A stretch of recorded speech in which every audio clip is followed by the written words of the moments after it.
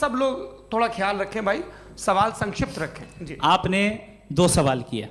सबसे पहला ये कहा कि हमारे पास ये कॉन्सेप्ट है कि ये यूनिवर्स खुद नेसेसरी बीइंग है, creation itself is the creator. How irrational is this कि मैं एग्जिस्ट करूंगा बाद में, लेकिन अभी एग्जिस्ट कर भी रहा हूं, यानी एक ही टाइम में एग्जिस्ट भी कर रहे हैं, नहीं भी कर रहे हैं। This is not true. दूसरी चीज आपने कहा कि अगर इजराइल में सॉरी माफ कीजिएगा, Israel doesn't exist, occupied Palestine में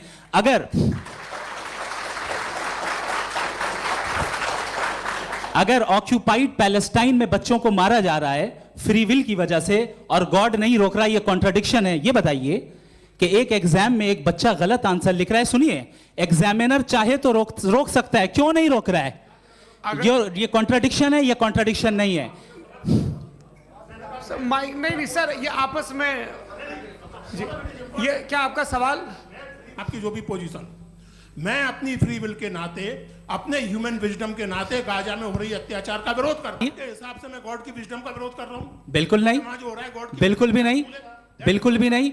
उसका वहां पर गाजा में कत्ल होना ये इंसानों के गलत इस्तेमाल का नतीजा है, फ्री विल के इस्तेमाल का नतीजा है। गॉड इसका हुक्म नहीं देता, उससे रोकता है। यही तो मसला है ना, आपके लिए कॉन्सेप्ट क्लियर नहीं नहीं भाई, आपने तो बताया था इंजेक्शन। मसलन अगर आप सर माइक थोड़ा सा प्लीज क्लोज रखें। ओके जी।